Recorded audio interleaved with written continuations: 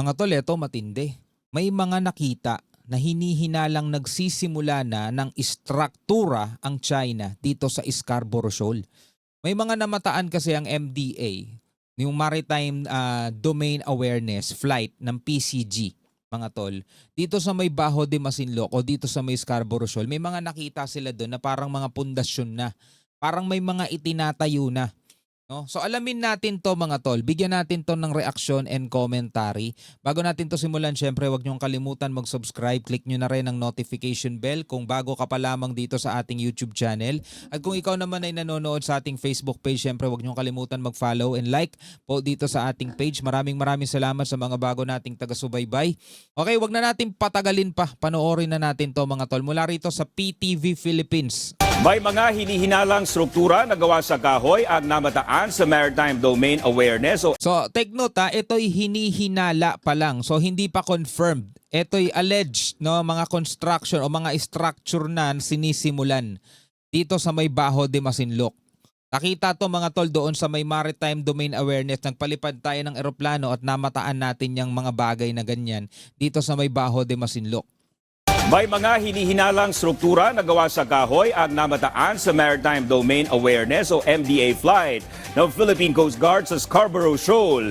Isa ring naval helicopter ng China ang bumuntot sa eroplano ng Philippine Coast Guard. Normal naman yan eh. Ganyan naman lagi eh. Yan ang ulat ni Patrick De Jesus. Papalapit pa lamang sa Bajo de Masinloc ang Islander plane ng Philippine Coast Guard sa kayang ilang miyembro ng media, kabilang ang PTV News. Narinig na ang radio challenge mula sa nagpakilalang Chinese Navy. Sinagot naman ito ng mga piloto ng PCG para sabihing ang Pilipinas ang may karapatan na magsagawa ng Maritime Domain Awareness o MDA flight. Kitang-kita naman natin mga tol, bantay sarado ng China yan. So tayo ba mag-iisip sino nagtayo nun doon, sino naglagay nun doon? Eh wala namang ibang pumapasok dyan, wala namang ibang labas-pasok dyan. Tamo papalapit pa nga lang aeroplano natin, nire-radio challenge na tayo eh. Information you will misunderstanding. We do not possess any legal authority to patrol within the Philippines exclusive economic zone. We are directed to depart immediately and notify us of your intention.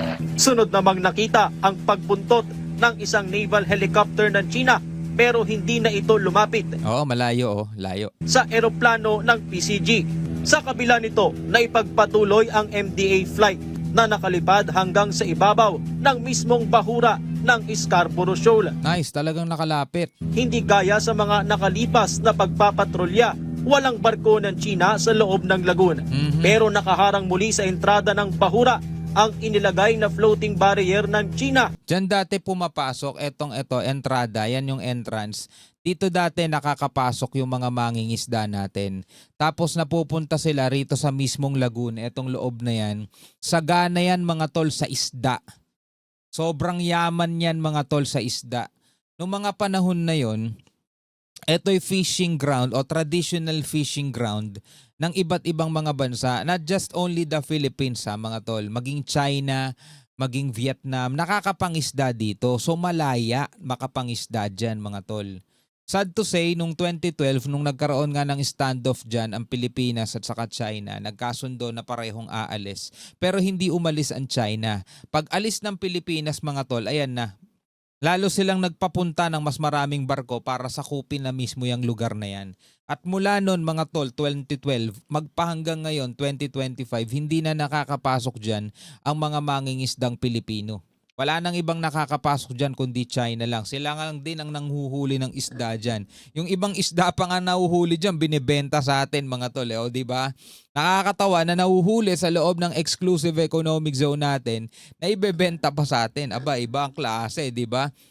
Ang mga mangingisdang Pilipino natin mga tol, hindi na sila nakakalapit dyan. Malayo pa lang sila, tinataboy na sila.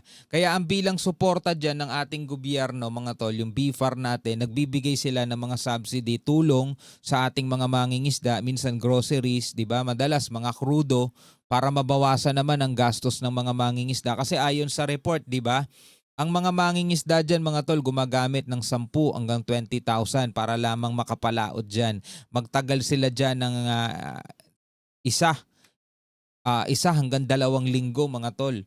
Pumapalaot sila dyan. So bilang tulong ng ating PCG dyan, dyan pa lang sa laot, yung mga nahuli na nilang isda, binibili na nila para makapanguli ulit ng panibago at yun naman ang ibebenta pag pag daong na nila. So nakadobleng kita sila nun.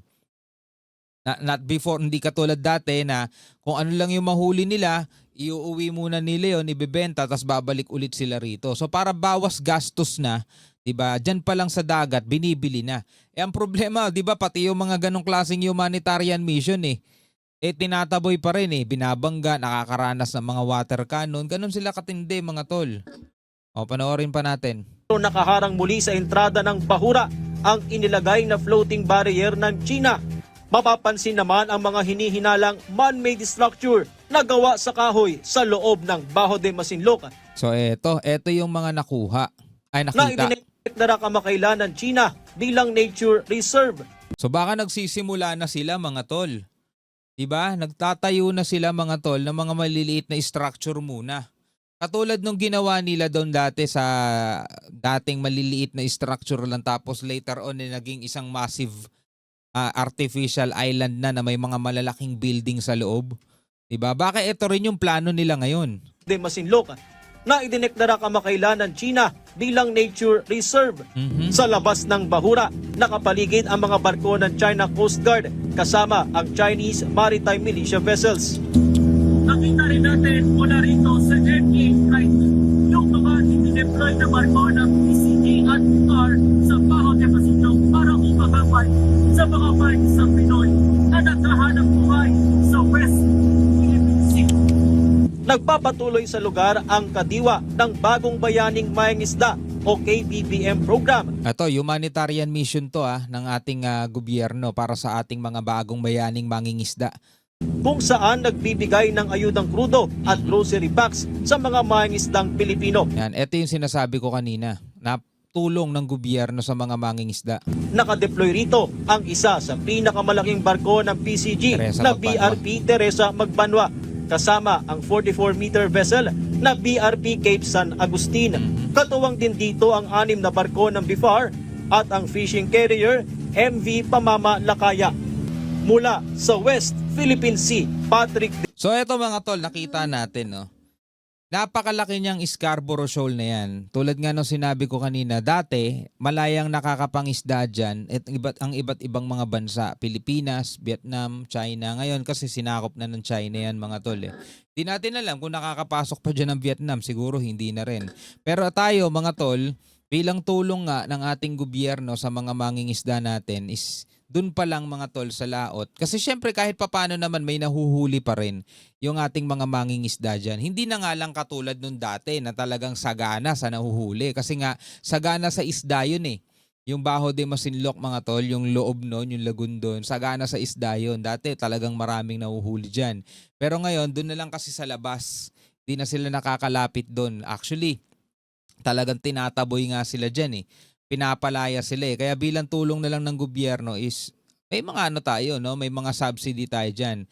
Binibigyan ng groceries, ayuda, kung tinatawag nilang ayuda. Yun nga lang mga tol, pati yun Parang ayaw din mangyari ng China, pinagbabawal din nila yan So ang hirap talaga ng kalagayan ng mga mangingisda natin. So hindi talaga dapat sumuko ang Pilipinas at igiit natin yung ating karapatan dito sa karagatan na yan. Now, bilang mga Pilipino, mga tol, ano ang inyong masasabi dyan? Comment na lamang kayo sa ibaba. Hanggang sa muli, ako nga pala si Shobaldi. Peace out.